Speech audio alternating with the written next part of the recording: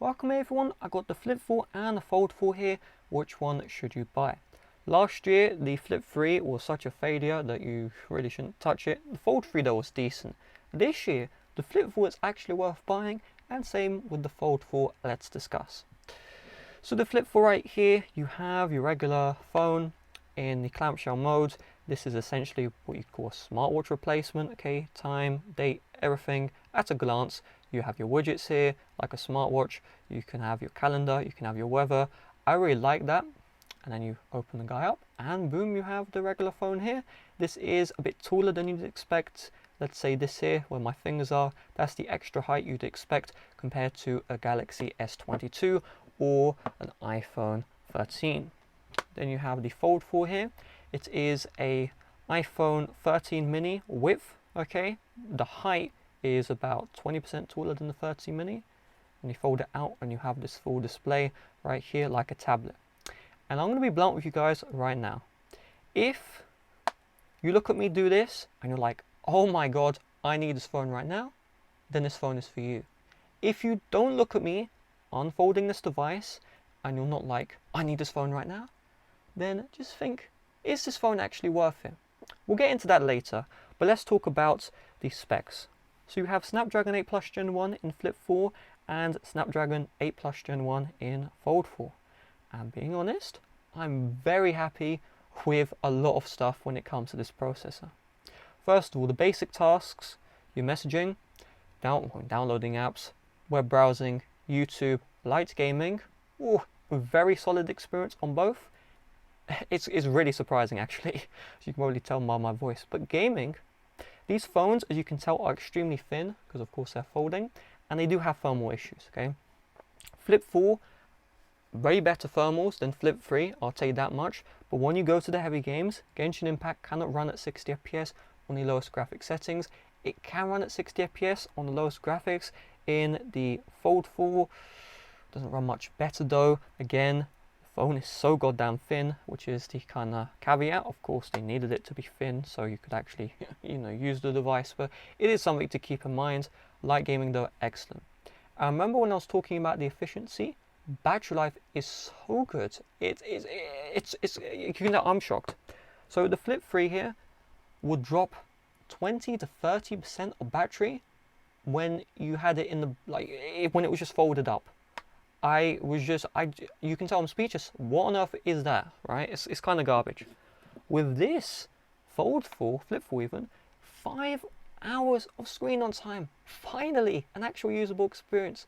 Okay, so I was doing web browsing, YouTube, the regular 5 to 6 hours of raw screen on time. My day-to-day usage is probably a bit more intensive than yours, so you could probably get more than me. This also lasts longer than an S22 Ultra, if you're wondering, by the way. That's how crazy it is. And then the Fold 4, I mean, hello, look at this big battery here.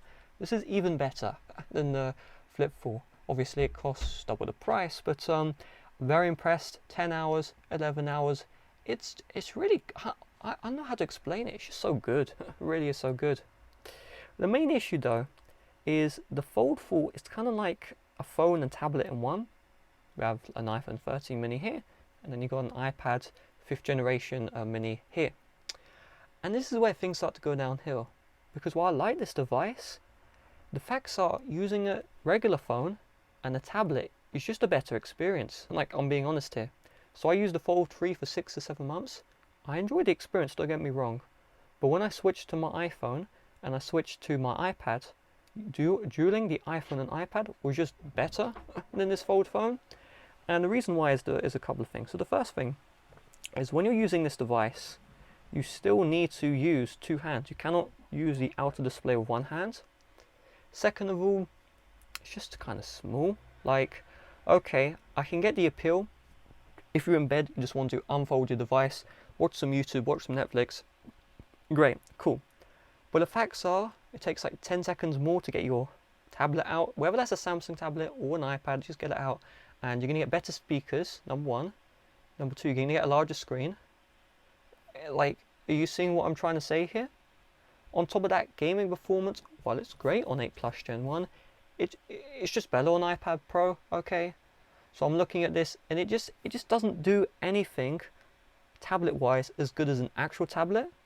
It does the phone stuff really well, excluding the or this right here, but it's kind of just like, if you are okay with the mediocre tablet experience, you just really like using a large display everywhere, then this phone is going to be for you. If you look at this right now and you're like, I need this, then this phone is for you. But I look at the price tag, $1,500, $1,600, I'm thinking to myself, it's way too expensive, and it's just not for me. Okay, it's not for me. It could be for you. If you're looking at this again and you're like, oh my god, I need it, you're going to need it. Okay, get it, and it's going to be a great experience, because again, I did use the Fold 3 for 7 months, no problem. The Flip 4, I look at this phone, 120Hz screen, great OLED panel, folding device, great battery life, great processor. It just ticks all the boxes. Every box you go to, it ticks. The only real downside is the camera system is old, but again, you can do super steady shots thanks to the flex mode. So if you're looking at this phone, you're okay with a slightly worse than usual camera sensor, you keep in mind though, it's still decent. Okay, they've improved it, it's still decent. Of course, you're going to get the best selfie pictures compared to anyone else. Then you know what, buy this guy. This guy is actually worth it this year.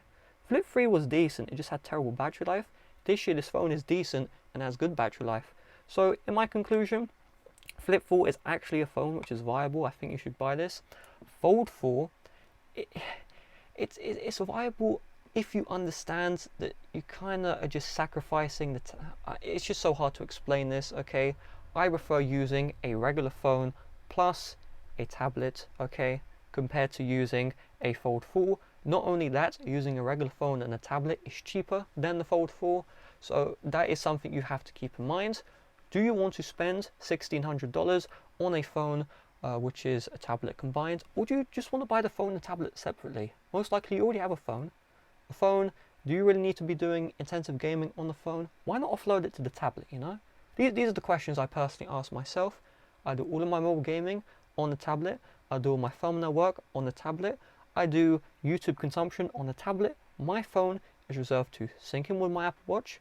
It's reserved to basic Discord, social media, and yeah, I guess the job done. But when it comes to the Fold 4, you're going to be doing everything on this. You're going to be doing the mobile gaming. You're going to be, name it, it's going to be done on this device, okay? So that being said, let me know your thoughts. Which one would you buy if you could? If you had limited money, which one would you buy? Again, I personally think the Flip 4 is actually better than the Fold 4. Obviously, the spec sheet, not really, but for actual usability, yeah, Flip 4 is nice. With that being said, thanks for watching. See you guys later. Bye-bye.